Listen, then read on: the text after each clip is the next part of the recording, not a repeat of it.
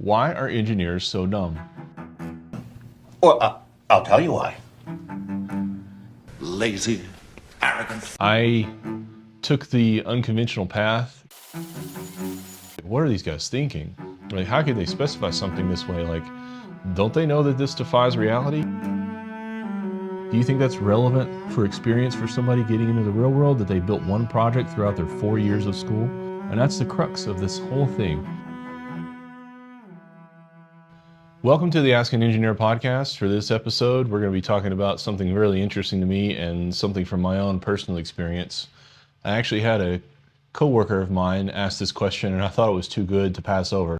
We'll get to some of the other questions I've had later, just because this one was such a juicy topic, and I apologize for those that are waiting, but I'll get to them as soon as I can. So this one is pretty dear to me, and I think I have enough personal experience that I can answer it myself.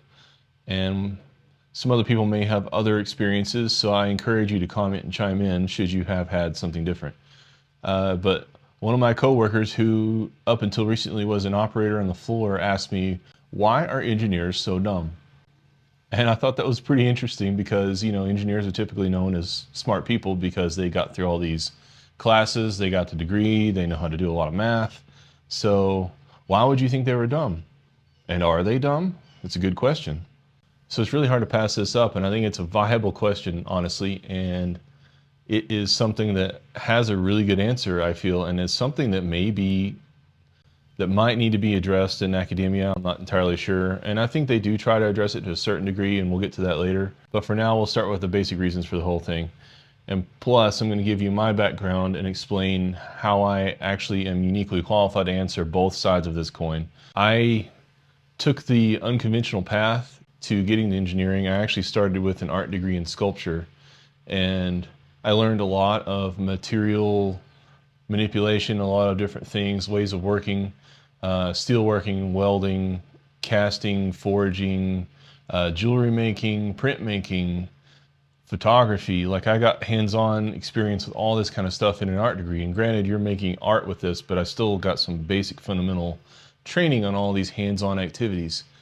And after I got out into the real world and decided, oh wait, I can't make any money with this right now, or it's going to take a while, optimistically speaking.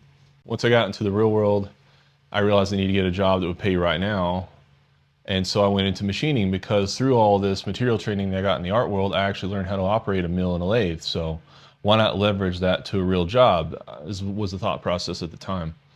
So I became a machinist right about the time I was getting married, which is another motivator to actually make a living. So, you have to provide for your family. And so I got into a local shop, where they trained me to work on a Mazak CNC mill. And they eventually trained me in working with Autodesk Inventor, sent me out for a week for training on that. And then eventually I wound up programming their water jet for them using their 2D CAD and programming that with a CAM software they had for a water jet. During this tenure of working there for a machine shop, I had to deal with engineering orders. I had to deal with engineers submitting prints to me to be made. And during that time, I was like, what are these guys thinking? Like, how could they specify something this way? Like, don't they know that this defies reality? And you try to find a workaround without having to actually talk to them. Like, if you can reach the spec that is necessary to accomplish the goal for their part without having a long drawn out conversation about why they're wrong, you try to do that instead. But ultimately, you could wind up talking to the engineer and saying, hey, this is messed up. You got to adjust this dimension. So how do we fix that to get your part that you need?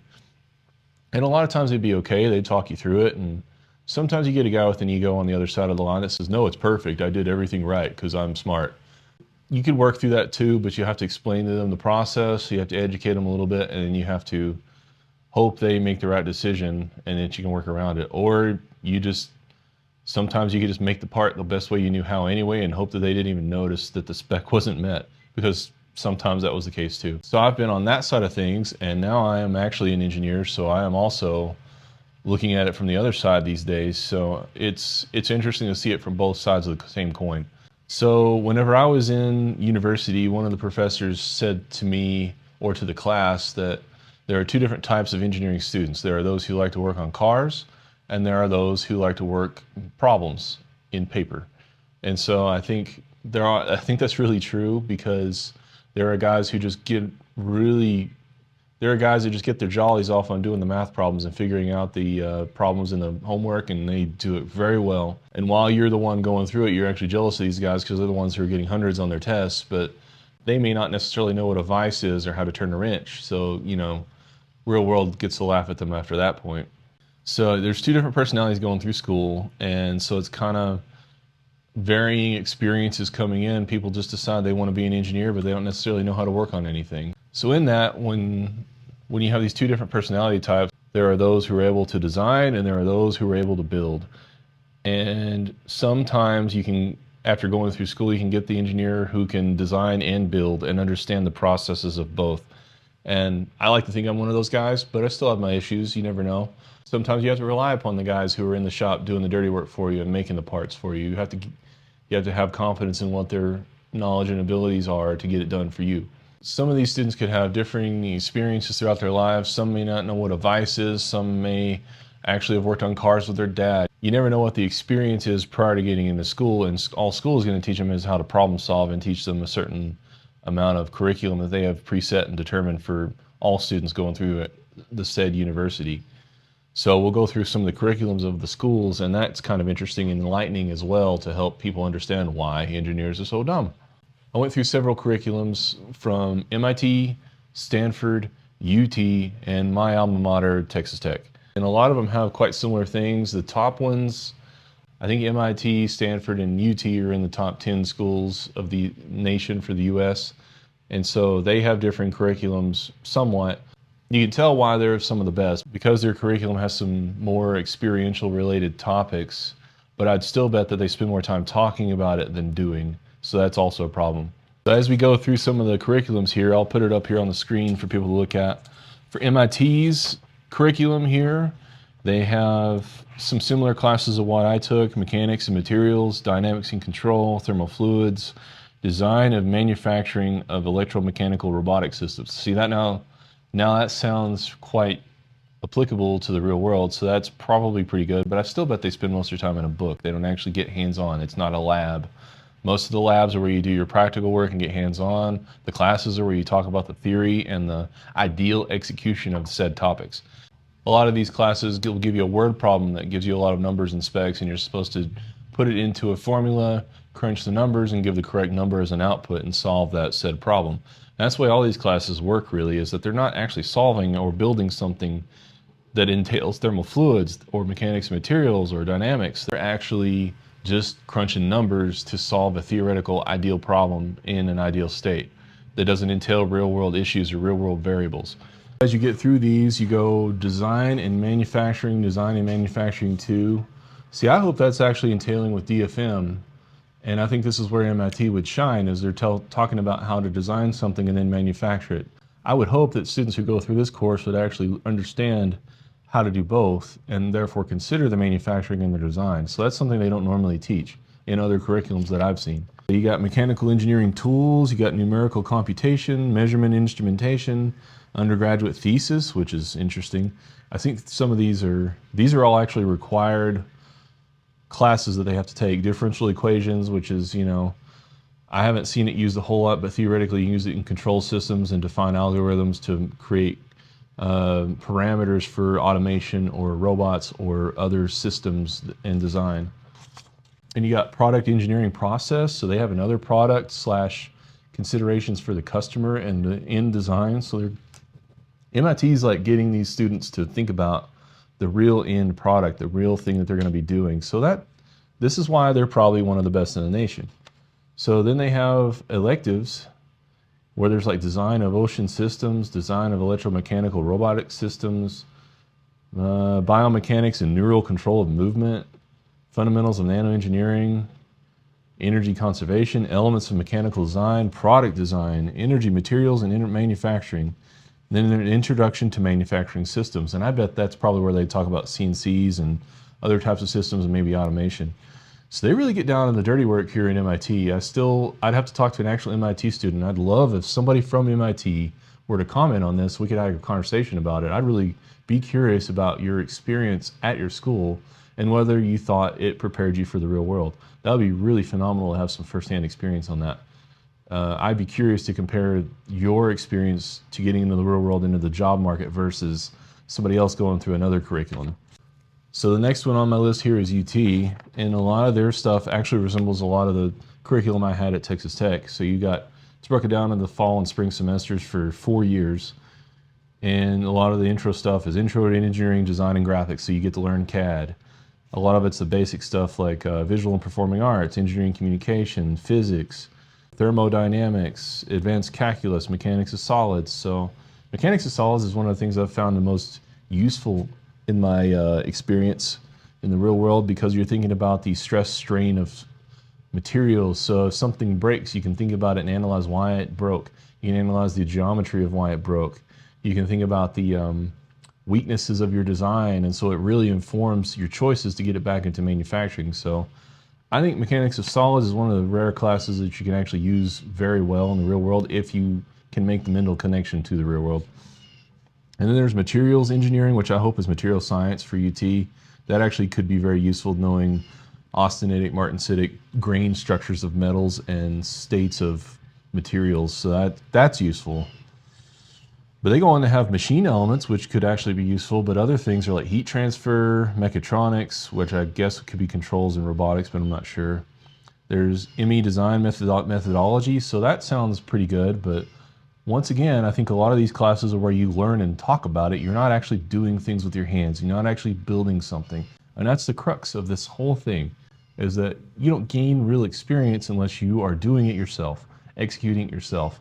And talking about it will prepare you mentally to think about it, but it doesn't get you to real, relevant, execution-based problem solving. So then you get to the last semester. So there's 1, 2, 3, 4, 5, 6, 7.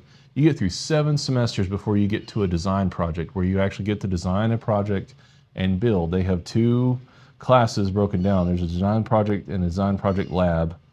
So you get to actually design and make something in your senior year. You finally get to get in the shop and actually get hands-on and build something you designed.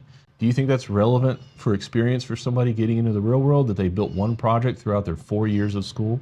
I'm hoping that UT does more. It's hard to interpret their curriculum to be certain, but I think I can make some assumptions based on my experience as well. So Stanford has mechanical engineering depth classes. There's product realization, designing and making, which says it's required. I think that could be beneficial. Computational engineering, which would be programming, computer science type stuff. The rest of it is mechanics of materials, intro to ME, dynamics, fluids engineering, thermodynamics. It's all the basic stuff that they do.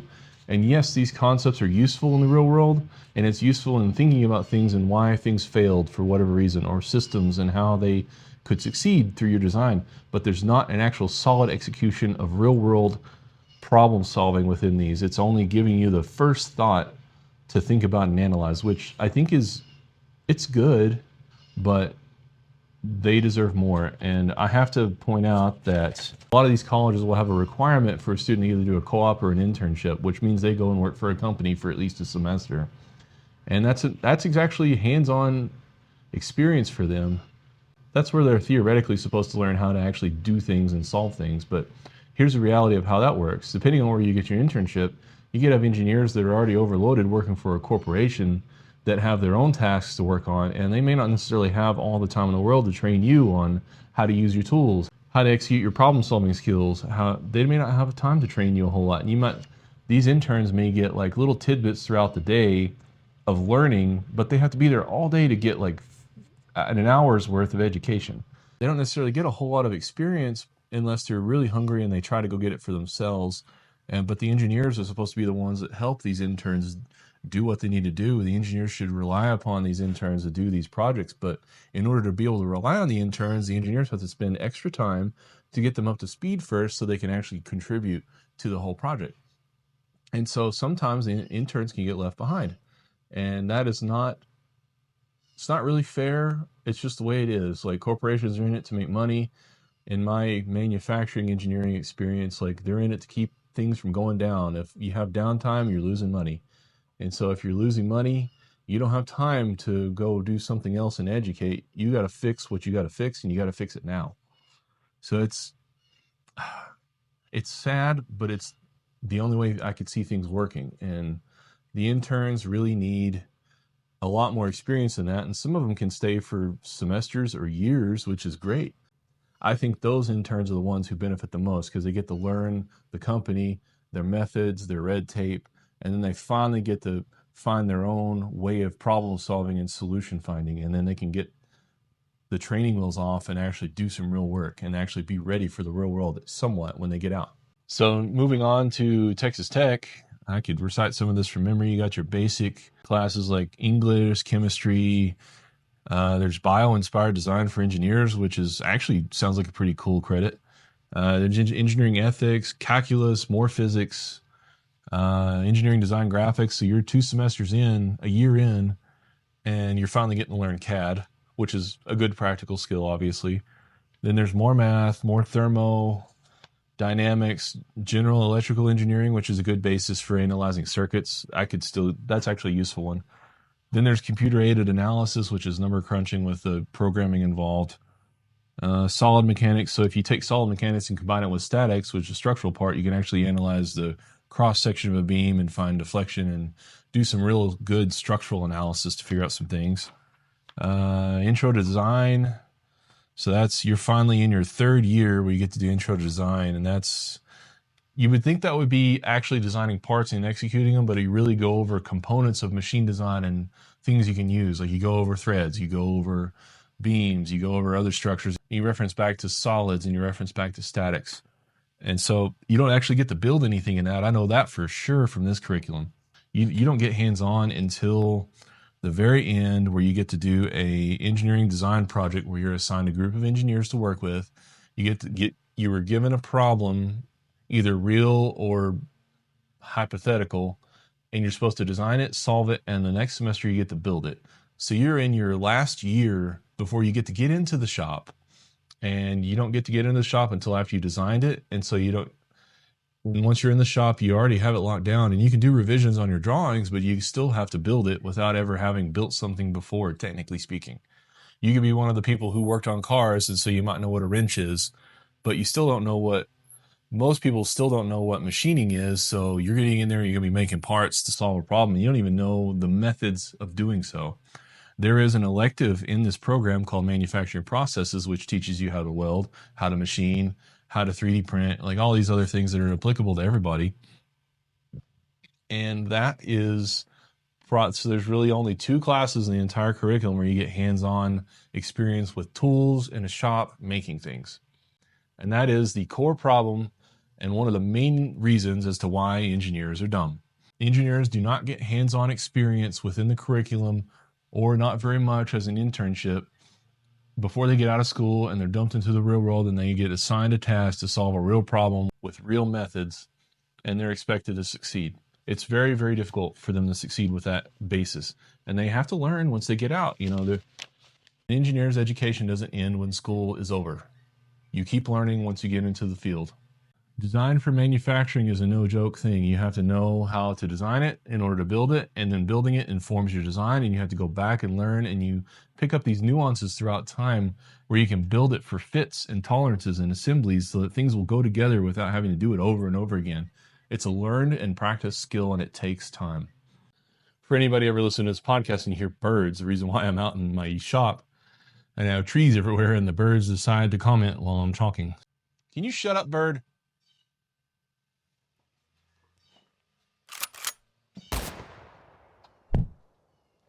So for giggles, I went back and looked at my old sculpture curriculum, and it was interesting to see the crazy stuff they got to do for art. So I remember, and I still went through and verified, there are multiple classes, and I said it at the beginning of the podcast. I got to learn welding, acetylene gas welding, cutting with acetylene, rosebud, like forging and bending and doing some Hoxfeld bender work and all that kind of stuff. Sheet metal work. I got to do TIG, MIG. I didn't do stick, but I think it was there. Casting. So we did aluminum casting. We did bronze casting, lost wax, styrofoam burnout. We did ceramics where we had to mix mud and make pots or hand build, and then we had to fire it and put glazes. There was a little science involved with that. There was jewelry making where you could set bezels for stones, and you could solder, and you could do rivets. I use a method for rivets in my job now. Art was more informative on hands-on skills and practices than my engineering degree ever would be. That's kind of sad because I think that students in engineering deserve to learn the processes. And granted, if we did all this stuff, they'd be in school forever. I don't know why math takes precedence for an engineering degree. I think it's kind of a gatekeeper that keeps people from going through it because not everybody can do math. Not everybody wants to do math, but I think people could muddle through working in materials and labs and things like that, like welding, and they could learn that, and it would allow everybody to be an engineer if they wanted to. I think there's a certain bit of career gatekeeping involved with this. So if you can get through it, you're entitled for a job. So I think that's kind of what it is too. But it is interesting that you learn more about hands-on experience in an art degree than you do in engineering. Food for thought on that. My advice for any student in engineering is get your hands on some real stuff. Go down in the machine shop in your school and ask questions. I think those guys would be ready and willing to give you some answers and teach you some things. You don't have to have a class. At least I don't think so. Also follow your school rules when you're doing this. But I think you go down, ask questions, and learn some things. They might actually spend some time teaching you because the more time they have with you to get you to work properly in the shop, the less hassle it is for them later. They're happy to give you education. They're happy to talk to you. And they're happy you're asking questions. I would sincerely encourage you to ask questions and work and learn materials and processes and methods of working so that when you are an engineer in your big boy pants or big girl pants, that you are better prepared to design a solution that will actually work and can be assembled in the real world. So shameless plug for all my videos that I have on my YouTube channel for the Meandrous engineer. I have videos on how to read dial calipers along with the decimal equivalence chart. I have a video on how to read a micrometer and some of the subtleties with that. And I also do project videos, things around the house, woodworking, some 3D printing videos. I fully intend on expanding to some metalworking and other things as I go and utilizing the knowledge that I have from my art degree and my experience in the real world to make stuff here in my shop and share it with you guys. So that's something that I really want to do. And as I get the capabilities to do so, I will actually build projects. It may take a while. I fully plan on doing a lot of cool stuff over the years.